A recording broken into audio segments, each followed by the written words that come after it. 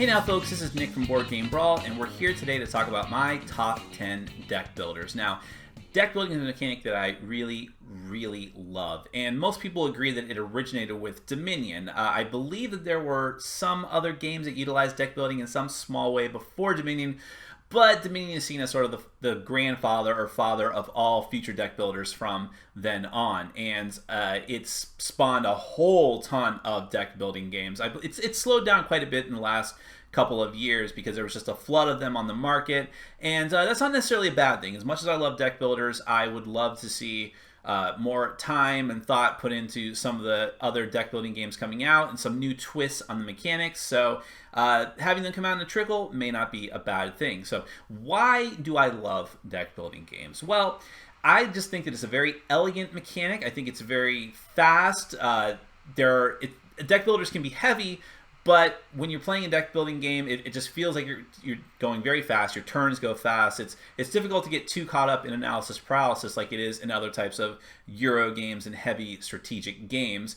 And more than that, I really feel like deck building is all about building. You're building your deck, but in a more thematic sense, you're building up to something else. It depends on what game that it is. It's if you're playing a game like Thunderstone, you're hiring an adventuring party and you're equipping them and you're sending them out into a dungeon and you're making them stronger, you're getting better equipment for them. If it's a game like Trains, you're making a set of trains, of fast trains that give you a lot of money. You're buying buildings in order to, and then you're actually using a board to put out tracks and train stations. So you're building up in that way.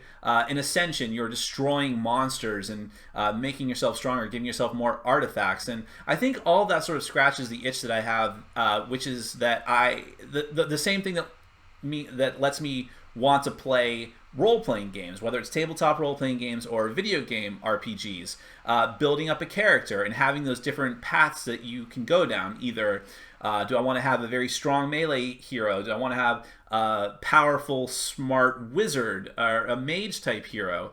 And deck builders have that as well. You have different options. Sometimes your options are more or less restrictive depending on the game that you're playing, but you can go on multiple different paths and have different paths to victory. It's all about how you want to build your deck, and I really like that. Some people will complain about the randomness of deck building, that really, even after you go through the methodical process of building up your deck, when you go to draw your cards every turn, you're still at the mercy of the deck, the random card draw. But I say that that's sort of the limitation that's necessary in the game, and that you can mitigate that. You choose what you put in your deck, and most deck builders have some sort of culling mechanism that is key to victory. So you're culling the cards that the weak cards that you start off with, because everyone starts out weak, or you're culling cards that maybe you just made a mistake on. You thought it would be more useful, and the state of the game changed. Now it's not useful to you anymore, so you get rid of it. Or in some games, you actually cull a card in order to get bonuses, sacrificing a card, in other words. So I think that there's a lot there that sort of mitigates that sort of luck factor in it. All of that is the reason why I just truly love deck building games. So let's get on with the list, but before we do, so I guess let's not get on with the list. Let's go through some of my honorable mentions and some notable omissions. So let's start with the obvious one. You will not see Dominion on this list, and I thought I should just go ahead and address that here. The reason for that is that I think that Dominion is a fine game, and I used to own it, and it is the reason why I got interested in the deck building mechanic. But I feel that as time has gone on and I've played more deck building games, it's just been surpassed. I mean, if I was doing a top 20 list, I'm sure it would be in somewhere between my 10 and 20, probably between my 10 and 15. But I don't like the theme. There really is no theme to Dominion. Some people see that as a plus. I do not. Obviously, if you look at my shelves and you know the type of games that I like to play for my other videos, I really love theme. Dominion has none of that. And I just feel like other games, even though they might be Dominion clones, quote unquote, they do other things better. Whether that's just the components, artwork, or theme, or whether that's the mechanics, I believe that other games have surpassed it. And while Dominion can do a lot of different things, out of that base game box, it's just almost like a prototype deck builder at this point. You really have to buy a lot of expansions to get all the neat little quirks and things, and I'm just not really willing to put that much effort into it when other deck builders can fill that gap for me. So sorry, you just will not see Dominion on this list. Now, as far as omissions from my own collection of games that I really like, and these, you could say these are between my 10 and 15, or 11 and 15, that just didn't make the list. Let's go through a few of those. First, we have Star Realms. Now, Star Realms is a game I just got very recently. It was a Kickstarter game, and the reason why it's in such a small box is because I just pledged for the 2-player version just to see what it was like. You can actually get more sets, combine them, and be able to play with, I believe, up to 6 players if you wanted to, but basically, it's a deck building game, but it's probably one of the most interactive deck building games I've played, in the sense that you're constantly attacking each other. You're trying to build a star empire, and the currency you have is either trade, which is money like gold coins, or combat, strength, which you're going to use to constantly. You actually start off with a number of victory points, and your goal is to whittle down your opponents. They call them authority points. And there's a cool system of putting out bases, which are sort of like artifacts that you're getting constant bonuses from. But also you can chain together different faction cards to get more and more abilities. And you have the option with almost every card to permanently trash it in order to get a one-time bonus, which leads to more heavy decision making. So really fun. I need to play it more. In the future, I can easily see this bumping another game off my top 10 list. But for right now, I just need to play it more, get more of the quirks out of the way, and see what I really feel about it. The DC Comics deck building game. Now, this is a pretty contentious one with a lot of people, including a very notorious board game reviewer. I like it. I think that it's just sort of a basic deck builder, and I'm not trying to be very high-minded and arrogant about that, like I'm so good at deck builders, but really, it takes that Ascension mechanic, strips out a lot, in my opinion, of the complexity of some of the different card combinations in Ascension. While it's a fun game, it doesn't scratch the deck building itch as much as other games that I have. I keep it, though, because honestly it gets a lot of play in my group. A lot of people just love the theme, which I actually think the theme is awful, but as far as the artwork and having the DC Comics characters, everyone can kind of enjoy that. And it is very simple to teach and very simple to learn. So it'll probably hang out in my collection for a little while at least. Quarriors. Now, this is an interesting one because this is not actually card deck building. This is dice building. And by the way, this is the Quarterfax box that I have the main Quarriors game in it, and with some promos and stuff. But basically, you're buying dice that are out there on cards, and you're putting them in a pouch, and you're pulling them out randomly and rolling them. But in that sense, it's the same thing as deck building. Essentially, you're buying stuff, building a stronger deck, in this case a dice pool, and then using them to attack other players, get more bonuses, and try to get victory points. I like it. A lot of other people in my group don't, so it doesn't hit the table nearly as much as I want it to, but component-wise, a really cool-looking dice. I like the artwork. I like the theme of it. And I would like to play it much, much more and get even more of the expansions. And a couple of other notable games I want to mention. Games that are big, heavy board games that have deck building integrated into it, but only in a small way. So even though these are games that I like, I wanted more, how should I say, pure deck builders for this list. One of them, notably, is City of Iron. City of Iron is a fantastic Euro game. I did a review of it, and that becomes very obvious how much I like it from watching the review. But the deck building in this game is very light. You're never going to have a very big deck of cards, and it's more about hands, not deck building, but deck management in a way. You buy a very small amount of cards during the course of the game, and it's all about how you play them, when you play them, because after you play them all and you have your discard, you actually flip your discard over, so you know that you're going to get certain cards back at a certain time. It's very interesting how that works, but I just feel it's more of a strategic Euro game than a deck building game, if that makes any sense. But it's still a good game, and you should check it out. Another one is a game I don't actually own, but that I played several times and reviewed, and that's Study in Emerald. Now, deck building is, I would say it's more prevalent in that game than in City of Iron, but still, that game is more of an area and territory control game, and you may not buy very many cards in the deck building aspect, but it's also a very odd game. I like it, but I would not call it a deck builder per se. Deck building is just a certain aspect of it, but so I didn't want to put it on this list, but again, you should check it out because it is good. Okay, without further delay, let's go ahead and go to my personal top 10 deck builders.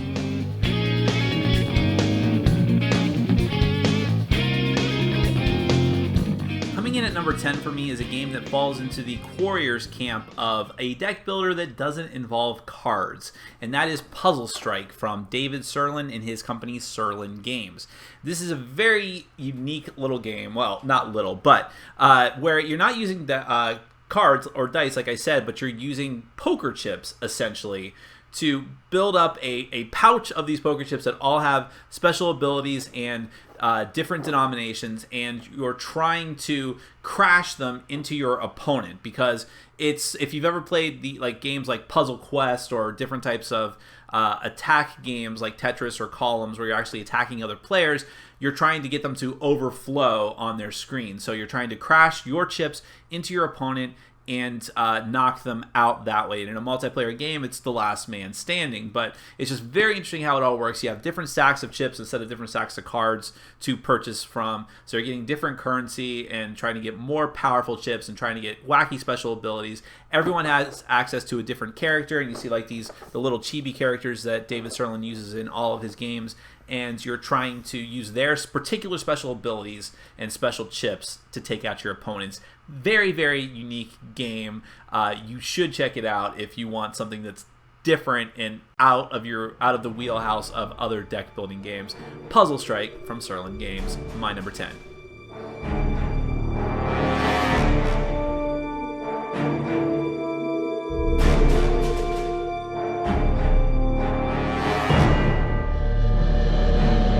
Number 9 for me is a game that was very popular at a certain point, at least popular enough to be on the shelf at Target with Fantasy Flight's other small box games, but I haven't seen anyone talking about this game. I definitely came late to the party, but I'm glad that I eventually did because I really like it, and that is Rune Age from Fantasy Flight Games. Now, this is set in their Terranoth universe, which is the same universe as Descent, Runebound, the new edition of Battle Lore, and it's more or less your typical fantasy setting, but with maybe a darker edge to it and some unique elements. But what's really great about this game, first off, it is a deck building game, but it has multiple different modes of play. It can be competitive. I believe there's a team mode, but my favorite mode is the cooperative mode. And each player takes a different deck representing a different fantasy race. And if you're going to get this game, and if you like it at all, you should definitely get the expansion, which adds more races.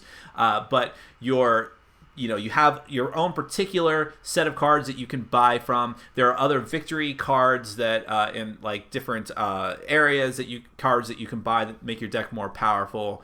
And in the competitive game, obviously you're just trying to destroy your opponent. But in the cooperative game, which I prefer, you have these different scenarios, which these really bad boss monsters and stuff that you have to fight that have different countdowns to your defeat. So you're all trying to work together to make your deck as efficient as possible, as fast as possible, and make it as strong as possible to work together and take out the scenario. And it is really, really hard, but I think it's a very fun game. You could definitely probably find it and get it cheap, and you should.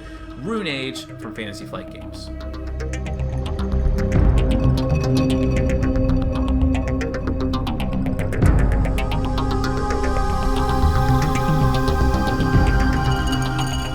At number 8 on my list, I'm going to slightly cheat by having two games which are essentially the same game.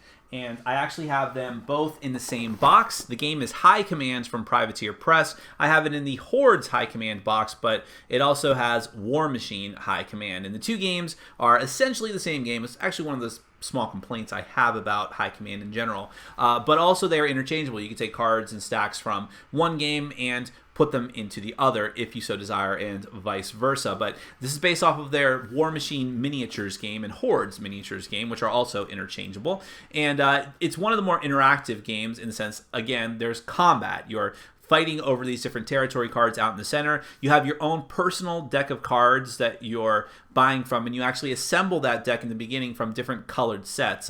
Another minor gripe about the game is that it's not colorblind friendly at all. But anyways, you're going to build this deck, which is your own personal deck to buy from. Try to make your deck stronger, get powerful either war machines, which are like mecha out, or these powerful magical beasts if you're playing the Horde side. And try to get them out there and take over these different territory cards. It can be a little bit longer than a lot of other deck builders. There's a lot of back and forth over the different areas, but I really enjoyed it. I really enjoyed the theme. The artwork is fantastic, and if you want interaction in your deck builders, this is the way to go. Hordes or War Machine High Command from Privateer Press, my number 8.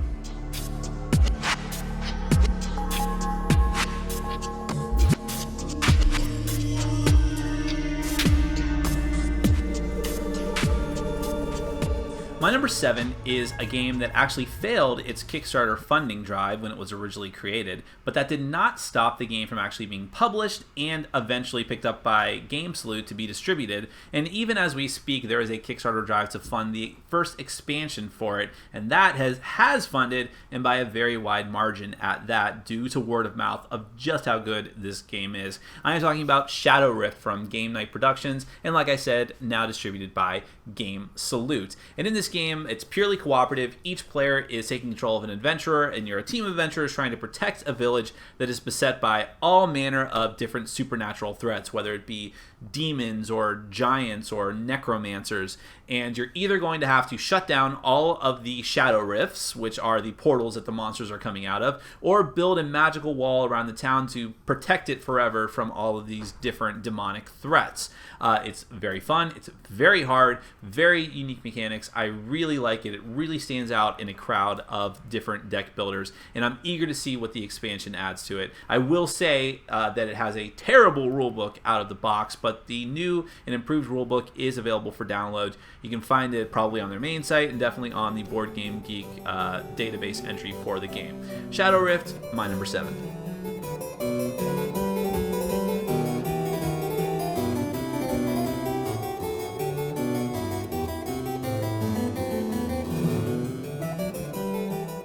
Okay, for my number 6, I'm going to throw a little oddball entry out there, and I'm going to warn you ahead of time that it's going to be very difficult for you to get a hold of this game because it is import only. You're going to have to translate it from Japanese into English with little paste-ups, which fortunately are readily available. And even though I've only played this game a few times, I will tell you that it impressed me so much that it made it this far onto my list, and that game is Heart of Crown. Now, this is a fantastic and unique deck building game. On the surface of it, you're buying cards just like you would from Ascension or from Dominion or any number of other deck builders, but they throw you a few curveballs. First and foremost, the theme of the game is that you're actually trying to build a kingdom, and to build a kingdom you need a princess, and I will warn you ahead of time that there's a lot of very cutesy anime art in this, so if that's not your thing, it might turn you off. But when you get a princess, when you finally save up enough to buy one of these princesses, and there's different ones that are all arranged out, it doesn't go into your deck, or she doesn't go into your deck, but she stays out and gives you a different special ability that's either a one-time thing or is very useful for the rest of the game. And all of these, I believe 6 different princesses have different abilities, so you have to make that choice, which one do you want. But not only that, the currency that you use in the game are actually land cards. The land cards give you money. Other cards will eventually too, but in the beginning it's just land cards.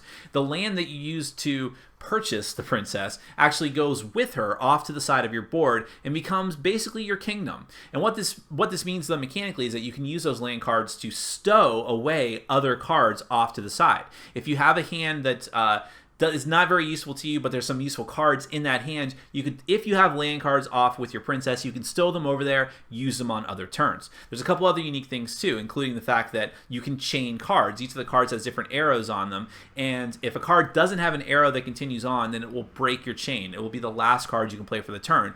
But if you can successfully make a chain, you can potentially use all of your different cards and use all of the special abilities. It's also very unique in how the cards come out.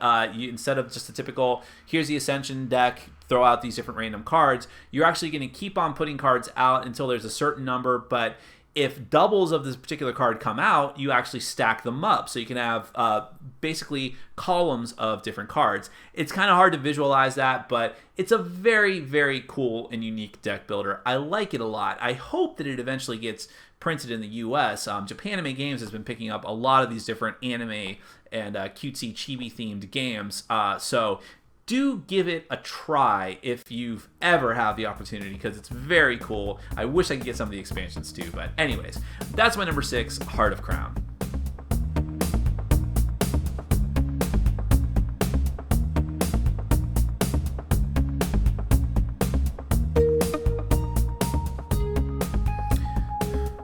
My number 5 is a game that was also originally in Japanese, but this one was actually translated into English and given both an English and a European printing from AEG, and that is Hisashi Hayashi's Trains. Now, this is another game that gives a very interesting twist to the deck building mechanic in the sense that it is deck building. You have these different stacks of cards out in Dominion fashion, each one representing either different trains, different types of event cards, or victory point cards, which are actually buildings. But the unique element of this is there's actually a board that you're putting pieces onto. This board represents a map of, it's actually a double-sided board, so it's a different area of Japan, and you're using the cards that you deck build with, the cards that you buy, to actually put out little rails and eventually train stations. And this is how you earn most of your victory points for the end of the game. And you get more victory points if you go out to the fringes of the map. In other words, having a very long and precise and efficient route. But also you get like I said, there's victory points from different cards that you buy in the game, so it is more of a traditional deck builder in that sense. There's a unique mechanic where every time that you do something, certain actions, you have to take waste cards, which are junk cards that fill up your deck, and eventually you're going to have to clear out that waste. So it's very thematic in that regard. You're building all of these different railways and stations, but then you're going to have to take on industrial waste and get rid of it at a certain point if you want a clean and efficient process. Very good, very clean, awesome game. Very good production values, much better than the original version for what I've seen. Good artwork. Definitely check it out. AEG knocked it out of the park on this one. That's my number 5, Trains.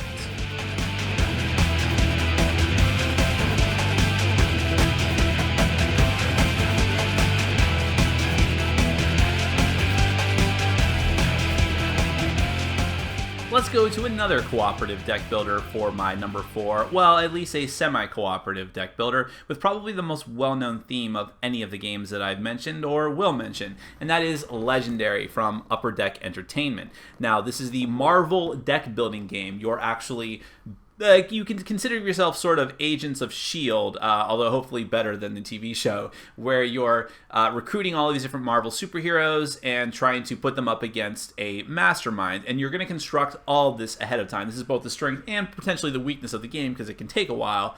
But you're building your team of superheroes that you're going to use for the game and put into the main deck that you purchase from. But then you're also going to pick your mastermind and pick all of your different villain groups that the mastermind controls, along with a different scheme. So there's a lot of variability just in the base game, but the expansions added even more. I mean, the first main expansion, Dark City, added even more potential cards than the original game. So there's a ton of replayability here, lots and lots of variation. No game is ever the same as the last. It can be very, very difficult, but it's also very fun, very thematic, encourages teamwork. You can kind of forget about the semi-co-op stuff if you really want to. That is my number 4, Marvel Legendary, the deck building game.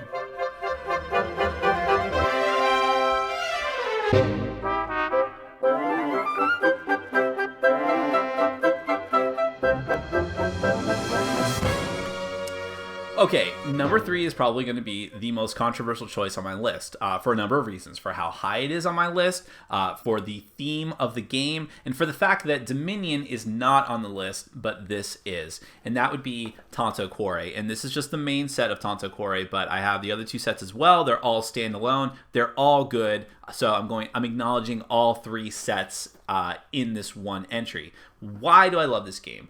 Now, it is probably one of the closest Dominion clones as far as how the gameplay works and how it feels. But number 1, it does actually have a theme. Some people do not like the theme very much because what essentially you're doing in this game is that you're the master of a household, like a big manor or estate, and you are employing maids to take care of your estate, and they all have different special abilities, and your goal is to have the most efficient and well-running estate and manor possible. And some people see that as sort of purchasing women. Okay, that's a difference of opinion. But however you come to this game, mechanics-wise, it just works. And it does some things in a more unique way that I feel Dominion does. And while some people have told me that some of the mechanics in the different Tonto Quarry sets did show up in Dominion, they were in other expansions. So in this game, I think it's just a much better, tighter experience that you can get in one box.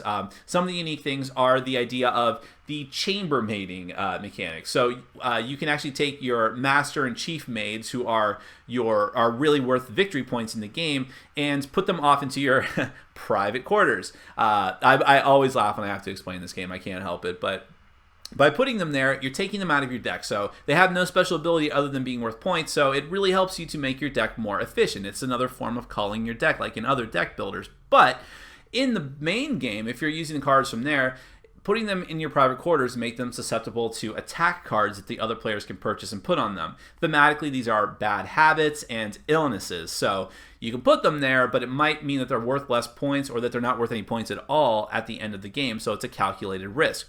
Other sets of Tonto Quarry each one adds another unique thing. In the second set, expanding the house, you can buy other add-ons like gardens and gazebos and things to your estate to give you special bonuses, and how you put them out there is very unique, and you have to meet certain parameters first. And my favorite set is actually the third one, Romantic Vacation. Okay, whatever. Let the jokes come. But the unique mechanic here is that you have these reminisce cards that it's like a separate buy pile, and you can only get them, and they're very, very powerful, but they're like one-time event cards, but you can only get them by discarding certain types of cards. You can discard 3 currency cards of these values, or discard this many cards costing 7. It's just a very unique mechanic that I really like and adds a lot to the game. And every set has different types of maids that you can purchase that are focused in a different way, whether it's some of them in Romantic Vacation say that you can only have a certain amount in your deck before you start losing points, which adds another layer of sort of calculation and card counting to the game. I just really enjoy this game. I know that others do not, but for me, it's very, very good. And I know there's an iOS app for it now, which I personally haven't tried because I don't have an iOS device, but at least give that a try because I think that it's a good game that a lot of people overlook because of the theme. That's Tonto Quarry, my number 3.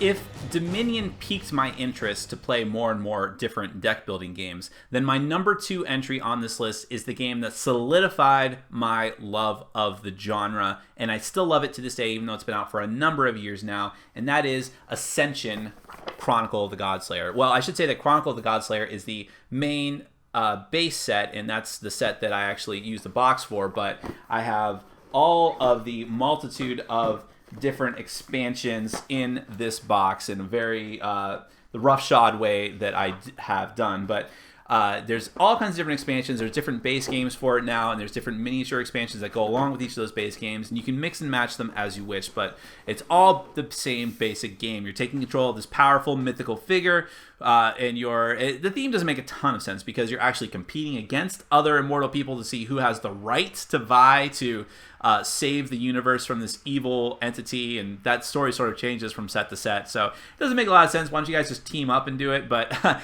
anyways, this introduced, I think this was the first main deck builder to introduce the concept of having different types of currencies that do different things. So you have your runes, which are the essentially money, which you're using to purchase heroes and artifacts and constructs and things to go into your deck, a la other types of deck builders. But you also have power, which you use to fight monsters that come out, and so which may just give you victory points, but also in this game it's called honor, but or perhaps it's renown. I always get that confused. But also it can give you one-time special abilities, so to maybe even screw over the other players. This is also, I believe, the first deck builder to introduce the rotating center row. Instead of Dominion, where you have these set number of stacks out that you either chose randomly or by methodical choice, you have this big center deck that is shuffled up, and a certain number of cards are laid out at the beginning, and when a card is purchased, a new one comes out to replace it. So it adds a bit of randomness, which means that you don't always know what direction your deck is going to take. You kind of hope that as time goes on, you will find your focus. So you may want to go for the Mechana construct faction, and that's another thing that this game sort of introduced was different factions, but you may want to go the Mechana route, which means that every time a Mechana construct comes up in the center row, you're going to want to buy it. But If you can't buy one of those, maybe you want to focus on power to take out monsters instead, which is always a good thing. You have all those different options. You have different cards that are always out to either kill or to buy, so you always have something to do. It's a very fun, very fast game. It's very accessible, not too hard to teach. As more and more expansions have come out, it's gotten better and better. I believe that the last 2 expansions, the main base set, Rise of Vigil, together with, I believe it's Rise of Darkness or something like that, those 2 are just fantastic. They introduce the concept of transformable cards. But even the base game itself is really, really good. That's the criteria I use to judge for this list. Is just the base game good? In this case, yes, it is very good, and you should definitely give it a try if you're into deck building at all, if you've somehow missed it by this point. Fair warning, the artwork in this game is horrible. It's gotten better over time, but much like with Sentinels of the Multiverse, they're using one of their friends that's in-house to save themselves some money. I get that, and he has improved over time, but it's still not good. But if you can get past that, there's a good game there. That is Ascension, my number 2 deck building game.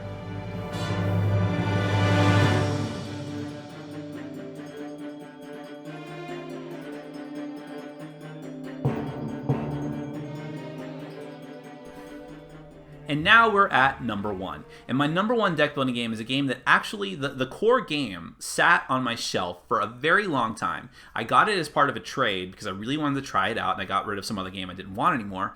And it sat on my shelf because when a few people in my game group, which was very new at the time, saw it, they were like, oh, I played that game before, I didn't like it. And so it was really hard to get it to the table, and it just sort of sat there. And I really, really, really regret that I didn't play it until just really a few months ago, because it is phenomenal, and I can't wait to play it again. I want to play it right now as we're speaking. And there's a solo mode, so maybe I will after I'm done shooting this and editing this. But the game I'm talking about is Thunderstone, in particular Thunderstone Advanced. I have never played the original Thunderstone, although I hear it's mostly the same. The Thunderstone Advanced improved it. The first base set was called Towers of Ruin, which I do have. I happen to have all of that in the Thunderstone Advanced Numenera box, which is the newest standalone game. It's actually based off of an RPG, the whole setting. But anyways, in Thunderstone Advanced, it has some of your traditional deck building elements. You're going to have different cards out that are available for purchase. But it does some things that are really, really awesome to give this a fantastic theme. Probably the best thematic use of any of the deck builders I've put on this list.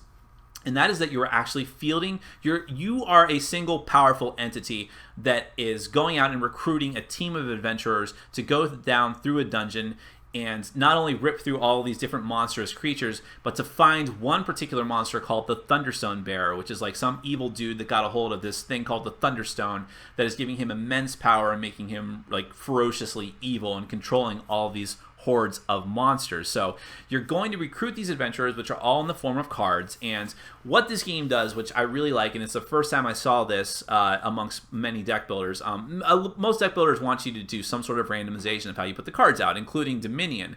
But Thunderstone fully integrates that and gives you a way to do that. There are randomizer cards for every single type of card that you can buy, whether it's the different village cards that go out in the village, and those are actual villagers or items and spells that you can purchase, but also the heroes that are available are randomized as well, and as are the monsters that populate the dungeon, and the Thunderstone Bearer as well can be random. So you're always going to have a different allotment out there of cards and different things to purchase. But what really got me for this game, like everything is really good, but the one thing I really love is the leveling up of the different heroes. You actually can acquire different experience points in the form of little Thunderstone shards that you use to level up the different character cards that the hero cards that you've purchased. So on your turn, you can go to the village, level up one of your heroes, and take a more powerful version of that hero from the same stack up to potentially level 3, and they get better and better. So in this way, it's a form of culling your deck. You're getting rid of these weaker heroes and you're leveling them up into more powerful heroes. And you can also cull your deck in traditional ways as well, like any other deck builder. There's just so many really cool things here. You have to make that decision. Am I going to risk going into the dungeon this turn, because going into the dungeon and getting these monsters is the best way to get points, really, but I may not be strong enough. Should I go? I do have currency in this turn in my hand, so should I go to village instead and get an item that's maybe not all that useful, or get this really powerful item, but I can't go into the dungeon? Someone else may go there and kill a monster. Those are the kind of decisions you have to make in this game. And I should tell you that most people say that the best way to play this game is with this epic variant that was created by Richard Launius and Tom Vassell, but I have not played it that way. I really want to try it that way the next time I play. People say that once you play it that way, you will never ever go back to the original Thunderstone or Thunderstone Advanced rules again. But in any case, so good. Just such a fun thematic game. I cannot wait to play it again. I want to play with the extra Numenera stuff I haven't tried out yet. I want to try the epic variant. I want to try new and different types of allotments of cards. There's treasure cards. There's just so much. There's another new base set that actually is going to reprint some of the older cards and update them so that you can play with those. So there's no reason to go back to the old Thunderstone. I really encourage you to try this. If you love thematic games, if you love deck builders, this is the game to get. Thunderstone Advanced, my #1 deck building game.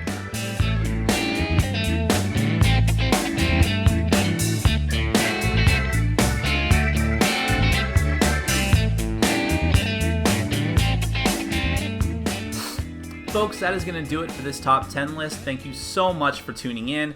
Their deck building is a fantastic design element, and I hope it never goes away. I hope we see more and more innovative uses of the mechanic. I believe that the future of deck building, though, is actually having it integrated into a bigger, more grandiose board game and having it just a small part of the overarching game. Like I said, we've already seen this in games like Study of Emerald and City of Iron. Also, Mage Knight, a game that I wasn't all that keen on and actually used to be in my collection, but is not anymore. But I do believe it was very innovative the way it was used in that game. So that's probably going to be most of the future of deck building, but I believe there will always be a place for games where the core mechanic is deck building. And there are some that didn't make it on the list just because I haven't played them yet, but that I am eager to, including Core Worlds. I really, really, really, really want to try Core Worlds. I've heard so many good things about it. So one day, with time, I will definitely give that and all the other deck builders, hopefully, a try. But like I said, thank you so much for tuning in. I appreciate every single person that watches my videos, that takes the time to watch me, even if you just cut to my opinions, or even if you just watch some of them and just get angry at all of my choices. That's fine. Let me know in the comments, please. I appreciate all of your feedback, positive or negative. If you take the time to do that, you're A-okay in my book. So please subscribe if you can. It means an awful lot to me. My name is Nick. This has been Board Game Brawl and my top 10 deck builders. And I'm reminding you to get out there and game every day and in every way, especially if it's deck building. Take care.